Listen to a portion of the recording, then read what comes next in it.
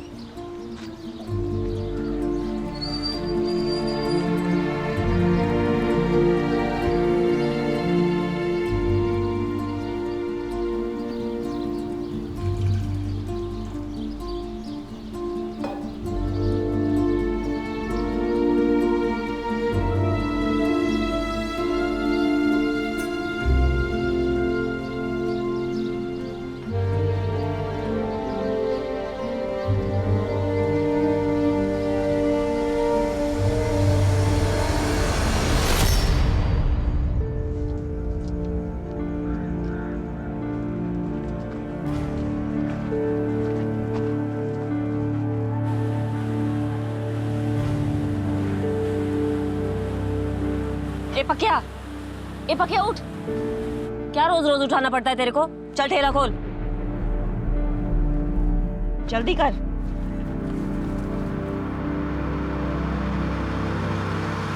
मेरी मदद के लिए रखा था तुझे यहाँ पर, लेकिन सबसे ज्यादा ध्यान तेरा ही देना पड़ता है।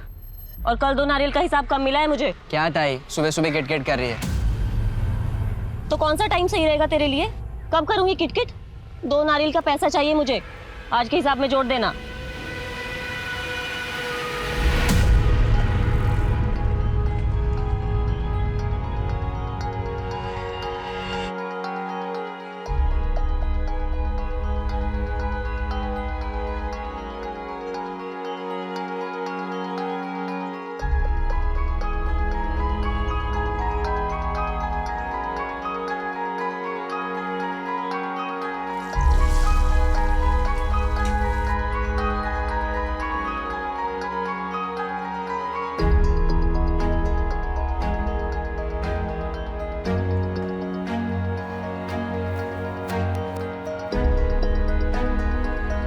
संदीप बेटा उठ, उठ ना, 8 बजने वाले हैं, स्कूल जाना है ना। चलो जा, जल्दी कर मेरा बेटा।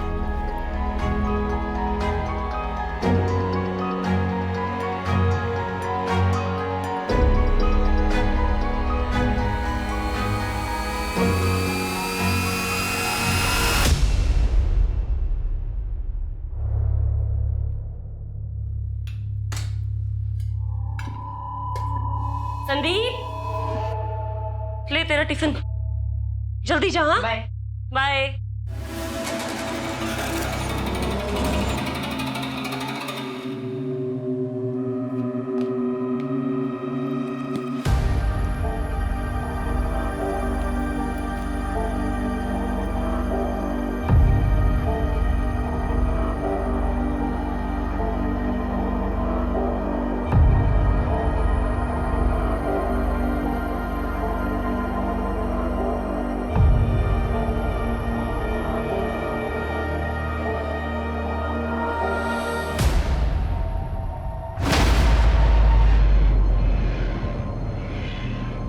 आज देर क्यों हुई कविता?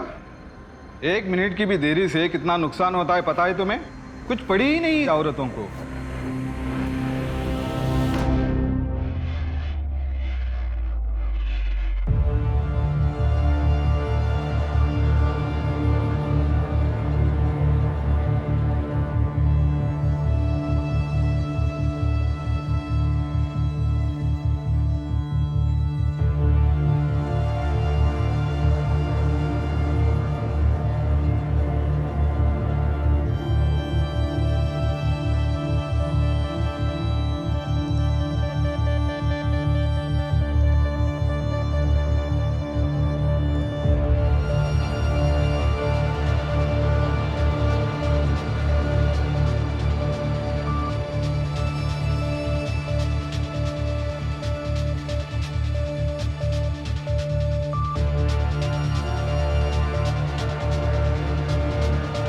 नहीं नहीं, ये ऐसा नहीं, ये ऐसे होगा।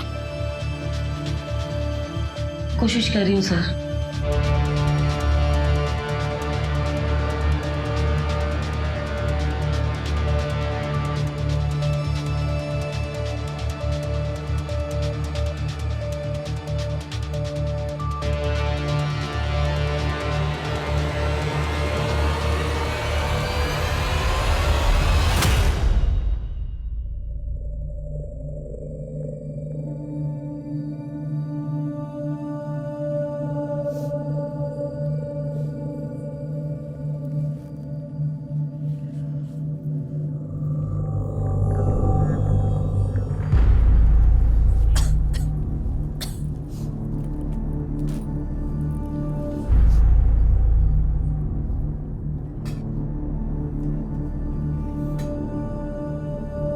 तो वो मैं सोच रही थी कि घर के लिए एक छोटी सी पूजा रखवा लेते हैं। नमक कितना डाला है तूने दाल में और क्यों करवानी है पूजा? घर की शांति और भलाई के लिए। जितनी अपनी अकल और हैसियत है ना उतना ही करने का। तो कहाँ से आएंगे पैसे? मैं मैनेज कर रही हूँ ना। और क्यों नहीं आ सकते इतने पैसे? मैं 10वीं पास हूँ। अगर तुमसे शादी नहीं की होती तो और पढ़ती, कोई अच्छी नौकरी करती। अगर मुझे कंप्यूटर सीखने के बाद कोई अच्छी नौकरी मिल जाएगी, संदीप के भविष्य के लिए भी अच्छा होगा ना। तो फिर क्यों मना कर रहे हो तुम? खुद तो क्लास का नाटक छोड़ और पूजा का भी। अपना चल रहा है, सब कुछ ठीक है ना? बस इतना ही बहुत है। लेकिन मैंने पुजारी जी को बोल दिया। अरे तो पुजारी को मैं समझा दूंगा।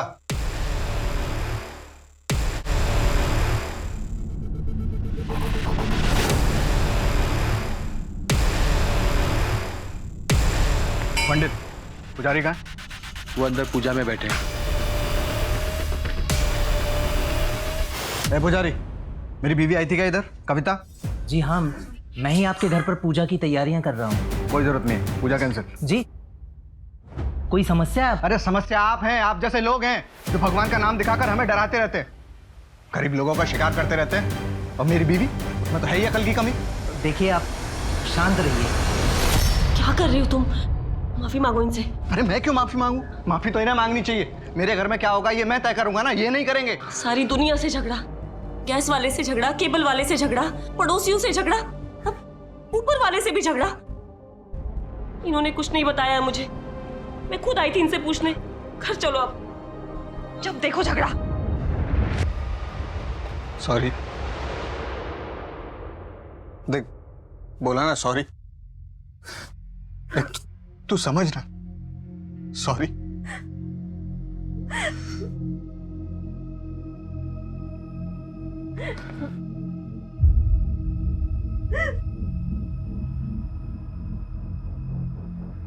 ले पानी पी।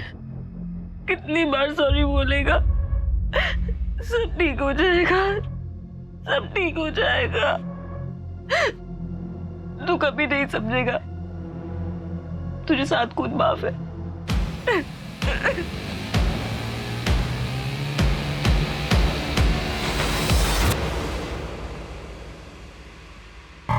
इतनी रात को कहां चली गई? आने दे उसको, तब बताता हूं मैं। तू मुझे क्या घूर रहा है? चल काम कर।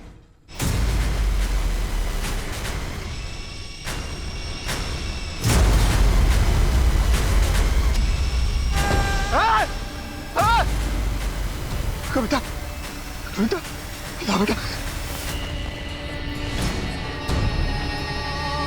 कविता, अरे पापा, माँ को क्या हो गया? कोई एम्बुलेंस बुलाए। Hello, police station? क्या बताइए? हाँ,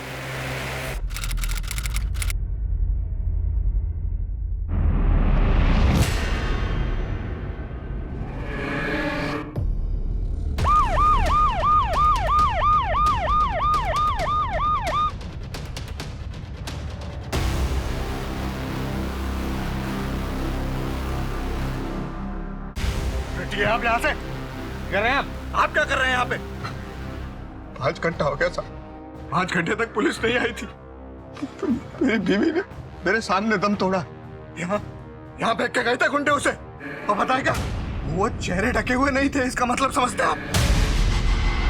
पुलिस का डर नहीं है उनको। छोटे लोग हैं हम, छोटे लोग।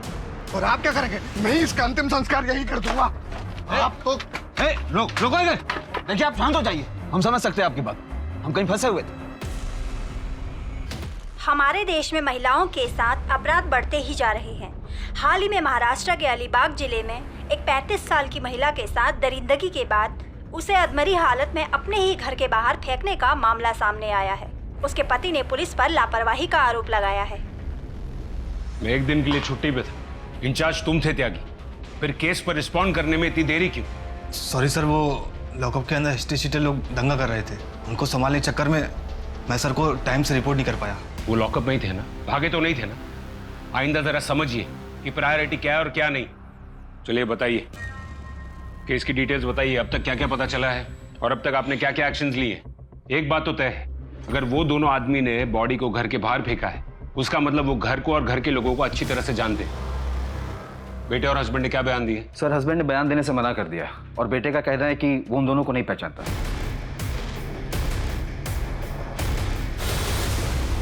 सर उसने बताया कि टेम्पो का रंग सफेद था, दोनों आदमी सांवले और मीडियम हाइट के थे। टेम्पो का नंबर उसे याद नहीं है सर। मैंने ट्रांसपोर्ट डिपार्टमेंट से इन्फॉर्मेशन मांगी है सर, नाकाबंदी भी करवा दी मैंने। सर बॉडी को पोस्टमार्टम के लिए पहुंचा दिया गया है, मोबाइल रिकॉर्ड्स और जीपीएस लोकेशन रिपोर्ट्स कल तक आ जाएंगे। इस केस पर जल्द से जल्द रिजल्ट्स चाहिए। जी सर। और एक बात सर हस्बैंड ने कुछ जाति भेद का आरोप लगाया था। छोटे लोग हैं हम, छोटे लोग। पूछताछ में पता चला कि काफी सिरफिरा किस्म का आदमी है, पत्नी को मारता था, सबसे झगड़ा मोल लेता था। मानती नहीं। और कुछ दिन पहले तो एक मंदिर के पुजारी का खुलेआम अपमान भी किया था उसने। कोई समस्या है? अरे समस्या आप हैं, आप जैसे लोग हैं जो भगवान का नाम दिखाकर हमें डराते रहते हैं। सर कहीं ऐसा तो नहीं कि पति के व्यवहार की वजह से उसे सबक सिखाने के लिए अपराध किया गया हो? लेकिन इस केस में एक और सवाल है कि कविता के साथ इतनी बेरहमी क्यों?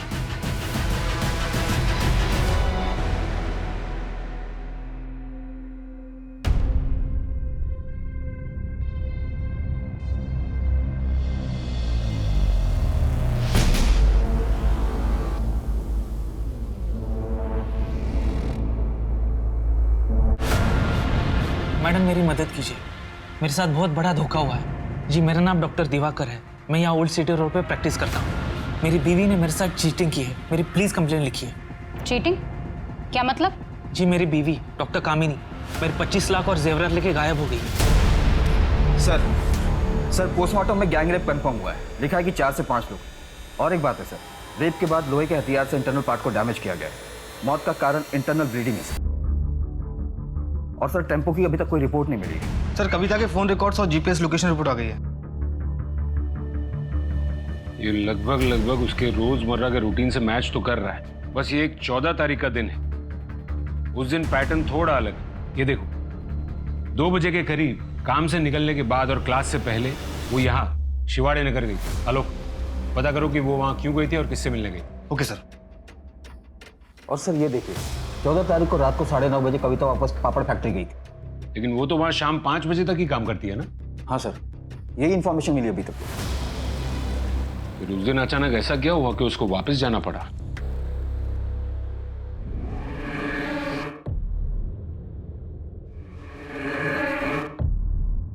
अब हमारा क्या होगा पापा?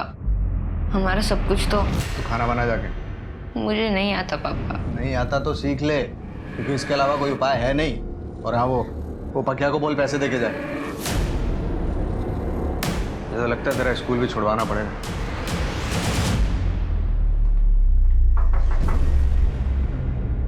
देखिए मैं समझता हूं कि आप लोग परेशान होंगे, लेकिन आप लोगों से बात करनी जरूरी है। आप समझ रहे हैं ना? आपको किसी पर कोई शक होता तो बता नहीं देता। देखिए मैं आपसे तमीज से बात कर रहा हूं, इसलिए आप भी तमीज से बात करें। आप यहाँ पर कोऑपरेट करेंगे या फिर पुलिस स्टेशन जाकर बात करें? आपकी बीवी के जीपीएस रिकॉर्ड के मुताबिक उस दिन रात को वो घर आई और फिर से रात को घर से निकली और काम पर गई। काम पर? नहीं सर, कविता तो घर पे ही थी। वो तो संदीप फोन लेके गया था रात को 9 बजे। मतलब ये कि हमारे पास एक ही फोन है और वो फोन रात को 9 बजे संदीप लेके गया था बाहर। बोल रहा था दोस्तों से बात करनी। संदीप कब तक आएगा बेटा? माँ मैं आ जाऊंगा ना, अब बच्चा नहीं रहा मैं। ये क्या हो गया तुझे? ए संदीप! उसके बाद मैं 10:30 बजे तक सो गया, और तब तक तो कविता घर पे ही थी। फिर संदीप ने मुझे 12:30 बजे जगाया। पापा, पापा, मम्मी घर पर नहीं है। कहाँ चली गई? हमने थोड़ा वेट किया, उसके बाद मैं उसको ढूंढने बाहर निकल गया, लेकिन फिर वो मिली नहीं। मैं वापस लौट आया। उसके बाद तो आपको सब पता ही। और फिर 2:30 बजे के करीब बॉडी घर के बाहर फेंकी गई। अब सवाल ये है कि संदीप, उस रात तुम अपने माँ के काम करने की जगह पर क्या कर रहे थे, और वो भी तब जब वो घर पर ही थी? सच बोलना बेटा।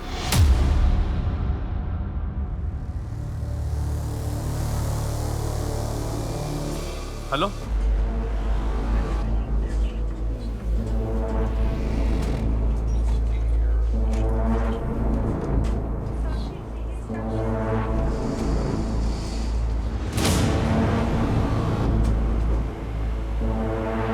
मुझे यहाँ क्यों लाया गया है और मैं यहाँ कैसे?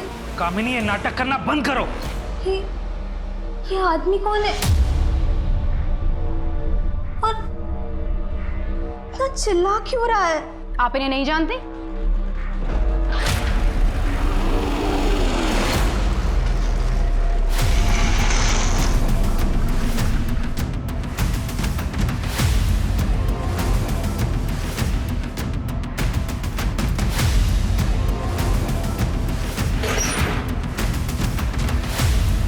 सर, अंदर कुछ नहीं है।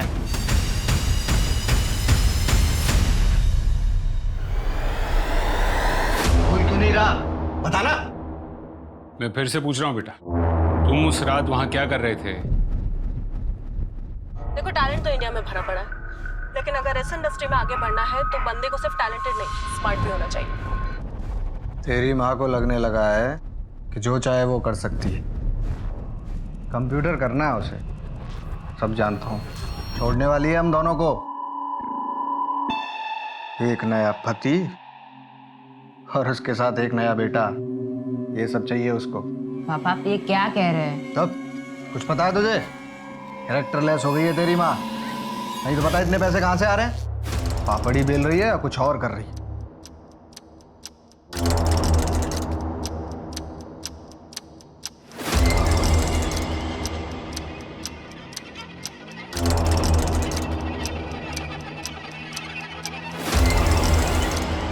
कुछ दिनों पहले मेरी माँ ने मुझे कुछ बताया था। संदीप,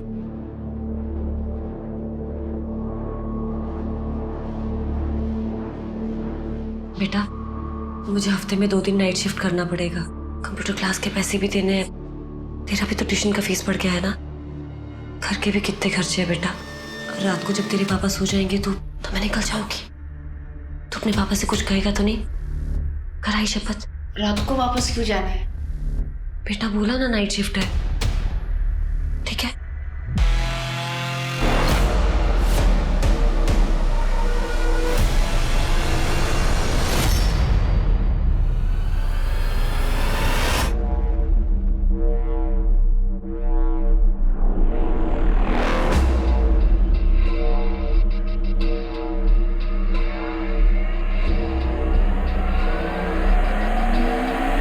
जब माँ ने मेरे साथ नाइट शिफ्ट की बात की तब मैं थोड़ा परेशान हो गया। मैं देखना चाहता था कि वह सच में नाइट शिफ्ट लगती है कि नहीं। मैंने देखा वहाँ नाइट शिफ्ट तो लगती है, पर वो जो देखा वो देखकर मैं वापस आ रहा था और फिर रास्ते में मुझे मेरी माँ मिली।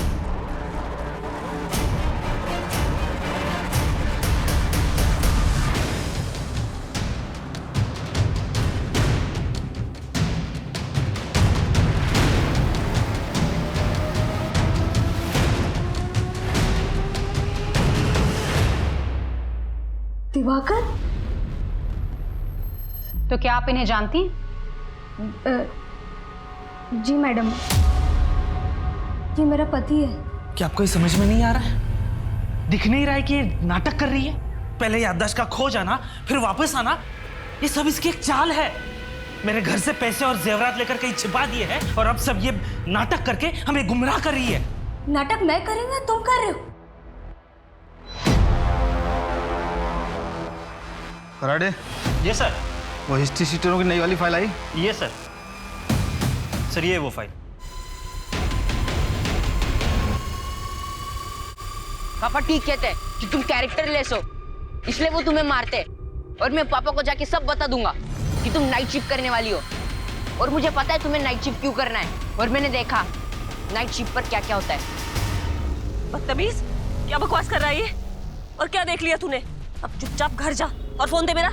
तूने कहा था तुझे तेरे दोस्त से बात करनी है, अब अपनी माँ से झूठ भी बोलने लगा है। झूठ तो तुम बोल रही हो माँ। संदीप,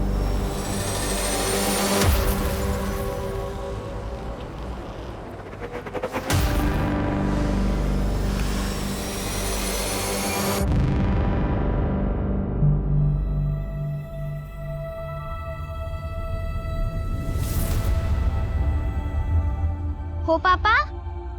याद रखना कविता, जिंदगी में सबसे बड़ी चीज है सम्मान। उसके बिना कुछ भी नहीं है। और उससे भी बड़ी चीज है आत्मसम्मान। उसे कभी मत खो देना। किसी के सामने हाथ मत फैलाओ। हमेशा कड़ी मेहनत करो और अपनी खुददारी बनाए रखो। कर तो रही हूँ सब कुछ बाबा, लेकिन फिर भी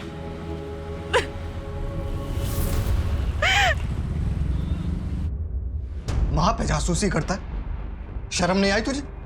पर आपने तो बोला। चुप किशोर जी, बस।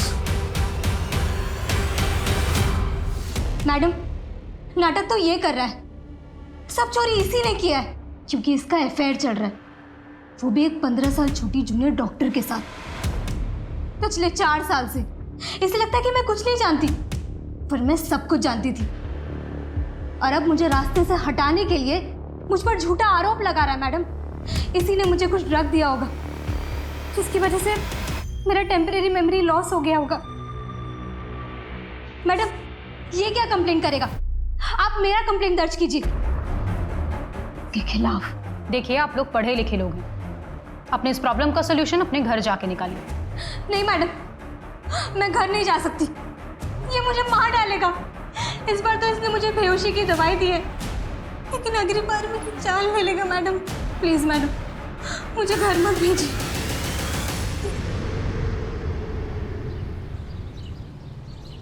बाबा चाय। बेटा, कब तक रुकना होगा मुझे यहाँ? बस 2 दिन बाबा, उसके बाद 6 महीने पूरे होने वाले हैं। चिंता मत कीजिए, घर पर सब ठीक है, मैं सब संभाल रहा हूँ, माँ भी ठीक है।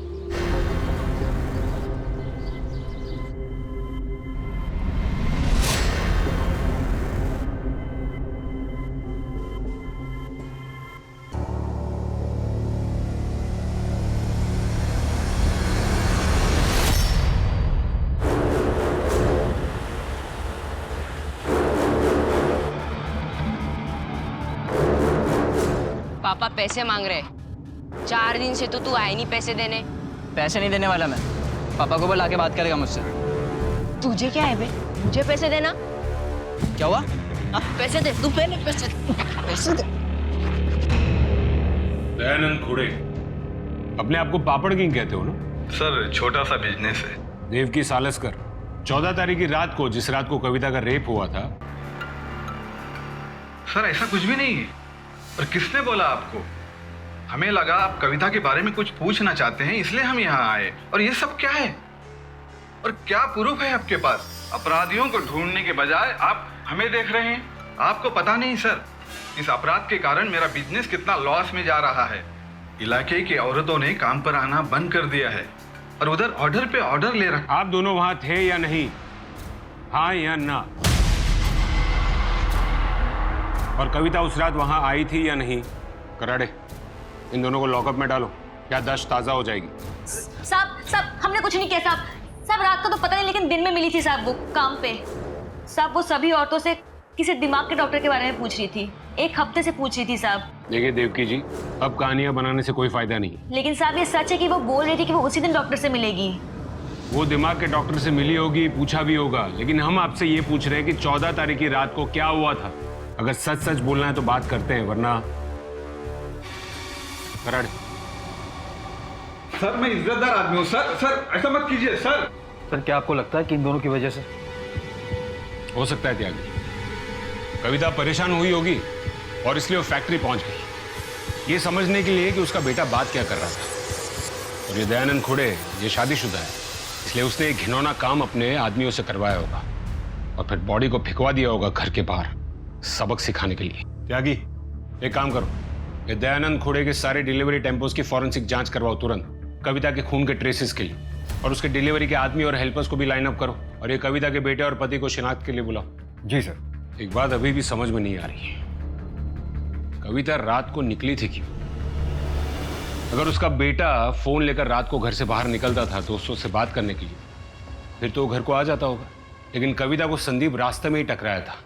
समझ में नहीं आ रहा है कि वो निकली क्यों थी। सर यही कविता केस की रिपोर्ट। सर 14 तारीख की शाम को कविता का लोकेशन सिवाड़ी नगर में था, जो कि डॉक्टर समीर शिंदे के क्लिनिक का था। साइकियाट्रिस्ट है? सर हमने आसपास पूछताछ की, वहां से पता चला डॉक्टर समीर शिंदे काफी टाइम से छुट्टी पे। और एक बात सर, हमें एक नई जानकारी हाथ लगी है। जैसा आपने कहा था, शहर के सारे हिस्ट्री शीटरों को खंगाला, उनमें से हमारे सामने एक नाम आया। सर 1 साल पहले ही जेल से छूटा है।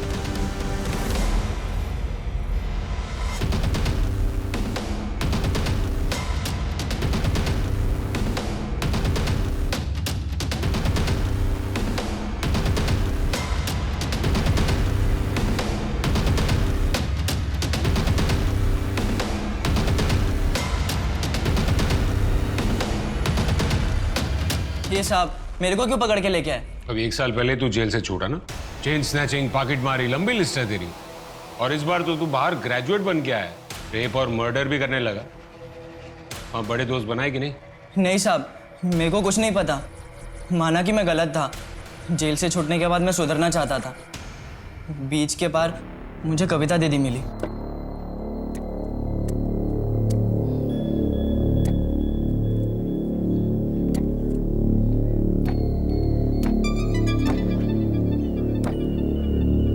क्या देख रहा है? क्षमता नहीं है तो काय को करने का ये धंधा? तेरे से मतलब? ला इधर ला।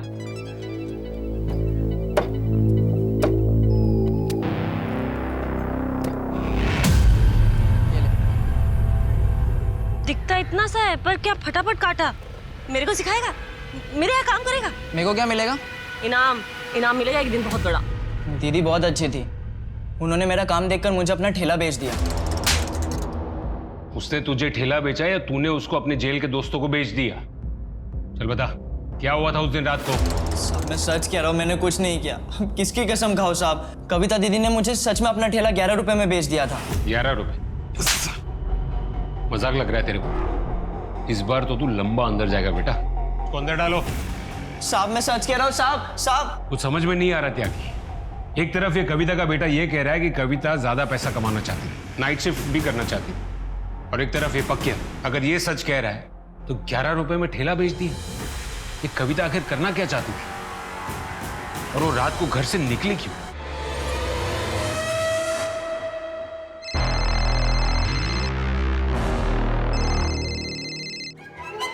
अभी मत निकलना, तुम्हारे रास्ते पर आज रात नाकाबंदी होने वाली है।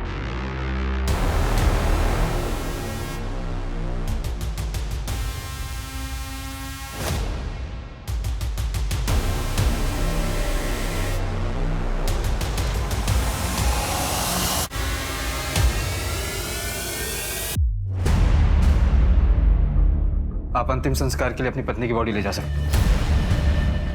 सर पापड़ फैक्ट्री में काम करने वाले डिलीवरी मैन को कविता के पति और बेटे किसी ने नहीं पहचाना। ठीक है, रिलीज करो उनको। समझ में नहीं आ रहा एक बड़ा टेम्पो और 2 आदमी हवा में गायब कैसे हो सकते हैं।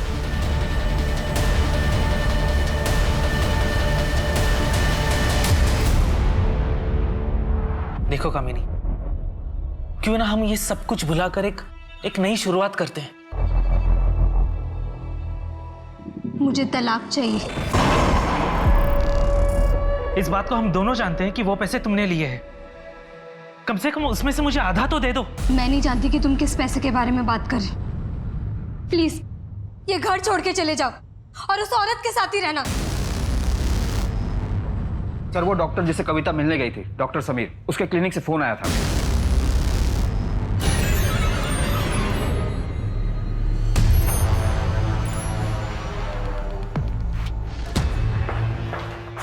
आपको कॉल किया था। मैं डॉक्टर समीर की रिसेप्शनिस्ट हूँ। सर इधर।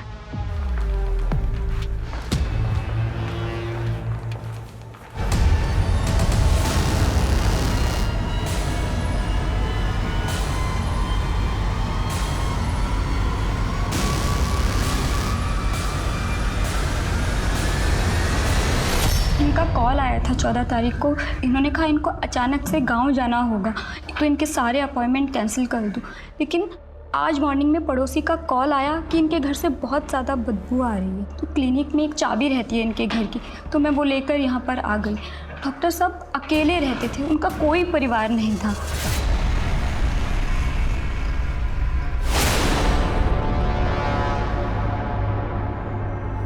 सर अंदर ये मिला है। सिर्फ एक टुकड़ा यहाँ पर। इस टुकड़े से तो लगता है कि ये किसी औरत की साड़ी का या दुपट्टे का होगा। इसको एविडेंस बैग में डालो और ब्लड टाइप मैच करो और कविता की फैमिली से इसकी शिनाख्त करो। वैसे भी त्यागी, ये क्राइम सीन लग नहीं रहा है। कविता के गुनहगार तो 4-5 आदमी थे। यहाँ पर ऐसे कोई स्ट्रगल के निशान भी नहीं दिख रहे। तो एक काम करो, पड़ोसियों से पूछताछ करो और घर के बाहर CCTV कैमरा भी है। 14 तारीख की फुटेज निकलवाओ।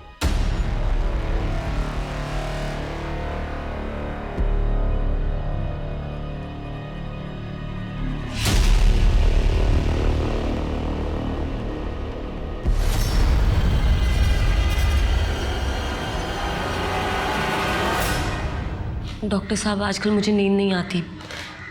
मैं 4-5 रोज से सोई नहीं हूँ। मेरा एक हाथ भी कांपता है। बहुत मेहनत कर रही हूँ ना आजकल।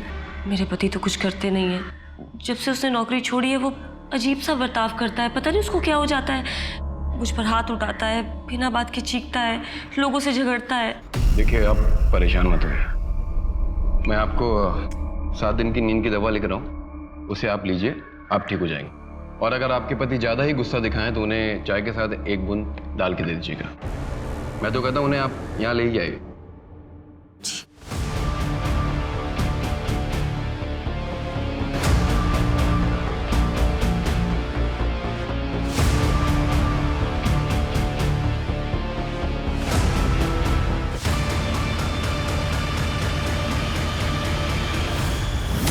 मेरे बेटे ने मुझे धोखा दिया, मेरा पैसा लेके भाग गया।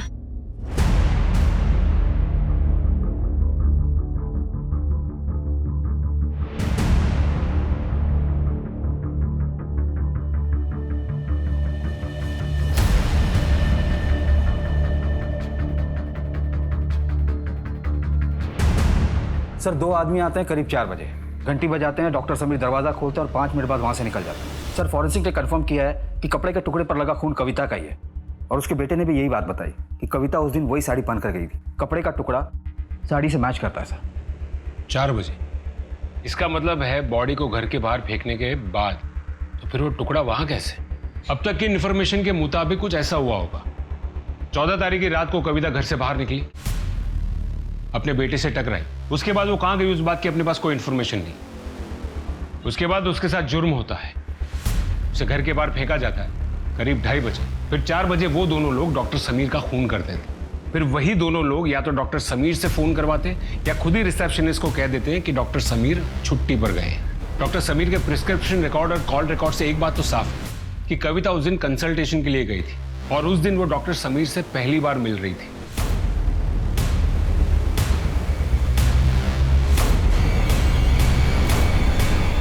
फुटेज में गाड़ी का नंबर क्लियरली दिख रहा है, गाड़ी इसी शहर की है।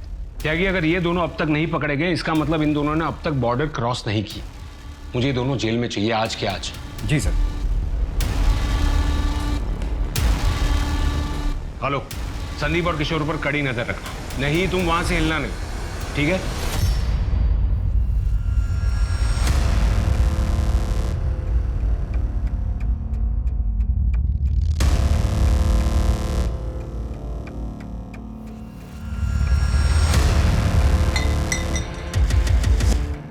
सर पार्शियल प्लेट से व्हाइट कलर की 2 टेम्पो ट्रैक होगी। उसमें से एक गाड़ी का नंबर सीसीटीवी फुटेज में दिखे गाड़ी के नंबर से मैच होता है। उसमें से एक रात को अलीबाग में था, किसी बाबू का है सर। गुड जॉब, उठा लो सबको। पुलिस को पता लगा कि इनका एक बड़ा गैंग है जो अलग अलग शहरों में लोगों को फंसा के अपना शिकार बना रहे हैं। खास करके पीड़ित और मजबूर महिलाओं को और अलग अलग तरीकों से इनके बारे में पता लगाते हैं। कभी मनोचिकित्सकों से, कभी लोन देने वालों से, कभी कभी महिलाओं की मदद करने वाली संस्थाओं से, यहाँ तक कि इन लोगों ने तो एडवर्टाइजमेंट्स की तक मदद ली है।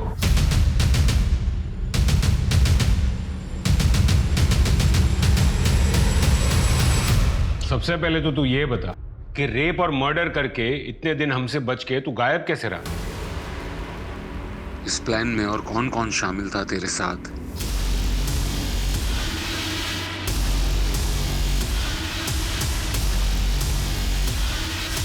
आओ आओ, आखिरकार तुम आ ही गई। मैं कब से इंतजार कर रहा हूं तुम्हारा।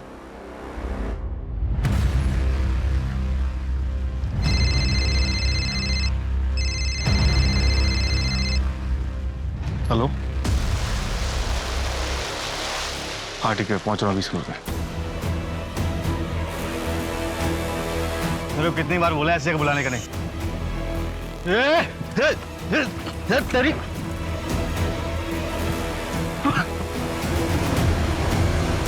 शर्म आती तुम्हें अपना ऑफिसर कहते हुए? तुम्हारे जैसे चंद लोगों की वजह से पूरा पुलिस डिपार्टमेंट बदनाम है।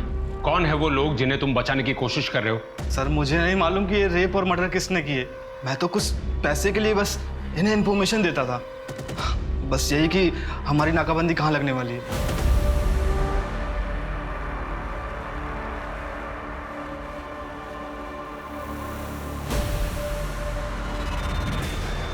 मैम, आप बहुत लकी हैं क्योंकि इस साल हम सिर्फ 2 और ग्राहकों की सेवा कर सकते हैं। ये देखिए, एक्सक्लूसिव प्रोडक्ट है और हर्बल भी। आप चाहें तो 1 वीक का फ्री ट्रायल ले सकती हैं। मैम, आप बहुत सुंदर हैं। कविता तो पैसे वाली नहीं थी। सर, हमारे बॉस को कविता बहुत पसंद थी, वो उसे पाना चाहते थे, लेकिन सर वो कभी किसी के साथ ज़बरदस्ती नहीं करते, बल्कि औरतों को इतना मजबूर कर देते हैं कि वो खुद ब खुद उनके पास आती हैं। अलीबाग में हम लोग 1.5 साल पहले ही शिफ्ट हुए। दरअसल नासिक में मामला ज़्यादा गर्म हो गया था, इसलिए यहाँ ज़्यादा कुछ कर नहीं रहे, बस कुछ मजबूर औरतों का सेक्स रैकेट चला रहे हैं। क्या नाम है तेरे बॉस का? सर,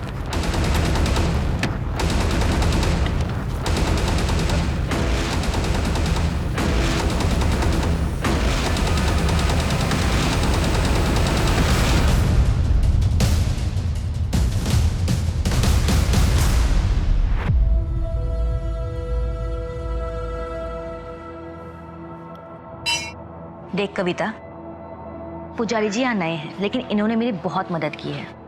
मुझे यकीन है कि इनके पास तेरी भी समस्या का कोई ना कोई समाधान जरूर होगा। तो कितनी बार मंदिर आते, मैंने तुझे कितनी बार कहा, कभी मिल तो ले। मैं आपकी समस्या समझता हूँ।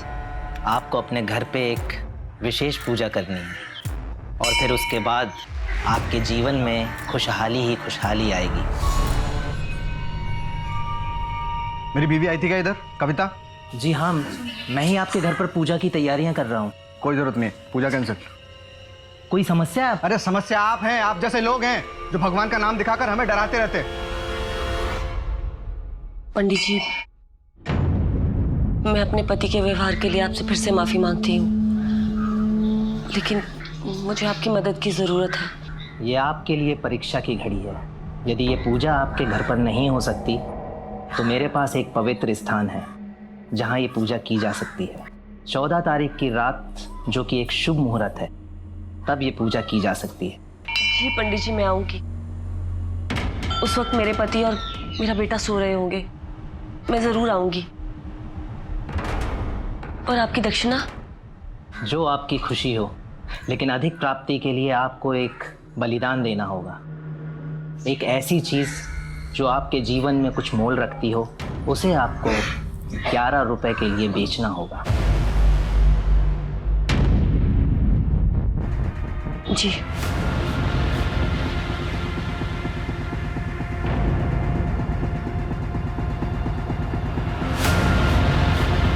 कविता, तू?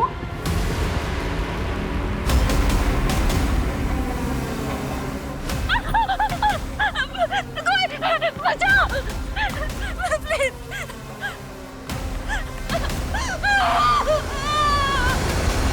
बहुत इंतजार कराया तूने, देख, अगर तू चुपचाप रहेगी तो तुझे सिर्फ मुझे खुश करना पड़ेगा, वरना मेरे सब दोस्तों को। और डॉक्टर समीर को? उसे तो मारना ही था। वो सांगली मेरे गांव से था। उसने मुझे मंदिर में पहचान लिया था।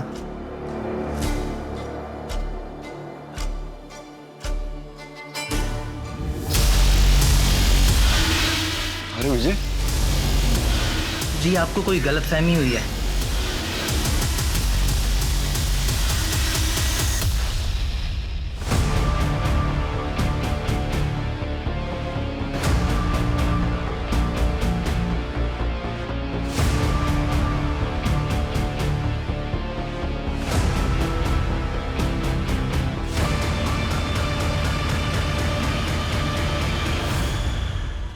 इस पेड़ के नीचे अगर पैसे डाल दो तो दुगने हो जाते हैं।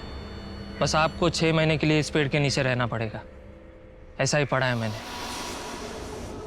मुझे बहुत जल्दी समझ में आ गया था कि लोगों को बेवकूफ़ बनाना कितना आसान है। मैंने तो अपने बाप को भी नहीं छोड़ा। मजबूरी आदमी को महात्मा नहीं बनाती है, बल्कि मजबूरी आदमी को बेवकूफ़ ज़रूर बनाती है। लालच और मजबूरी एक बहुत ही घातक कॉकटेल है। इस ढोंगी बाबा जैसे चंद लोगों की वजह से समाज में भगवान के प्रति श्रद्धा से अच्छा काम करने वाले लोगों को भी अपराधियों की नजर से देखने लगते हैं लोग, जो कि गलत है। हमारी मजबूरी कभी हमारी कमजोरी नहीं बननी चाहिए, क्योंकि ऐसे समय पर ही लोग हमारी कमजोरी का फायदा उठा के हमें और मजबूर कर सकते हैं, हमें चोट पहुंचा सकते हैं। हमारा विश्वास भी जीवन की तरह अनमोल है। जैसे हम अपना जीवन हर किसी के हवाले नहीं कर देते, वैसे ही अपना विश्वास भी हमें किसी पर बस यूं ही नहीं कर लेना चाहिए। सोच समझ कर इंसान पर विश्वास करें। एक गलत इंसान पे विश्वास, जिसकी बहुत बड़ी और बुरी कीमत आपको चुकानी पड़ सकती है। इसलिए प्लीज़ सतर्क रहें। सतर्क रहेंगे तो सुरक्षित रहेंगे। आप किसी पर भी आंख मूंद कर विश्वास नहीं करेंगे। इस आशा के साथ मैं दिव्यांका त्रिपाठी दहिया लेती हूँ आपसे विदा। फिर मिलूंगी एक नए केस के साथ। तब तक देखते रहिए क्राइम पेट्रोल, सतर्क, विमेन अगेंस्ट क्राइम। एक औरत परिवार है, हर औरत का भार। जय हिंद। For more updates subscribe to our channel, click the show links and enjoy watching the videos.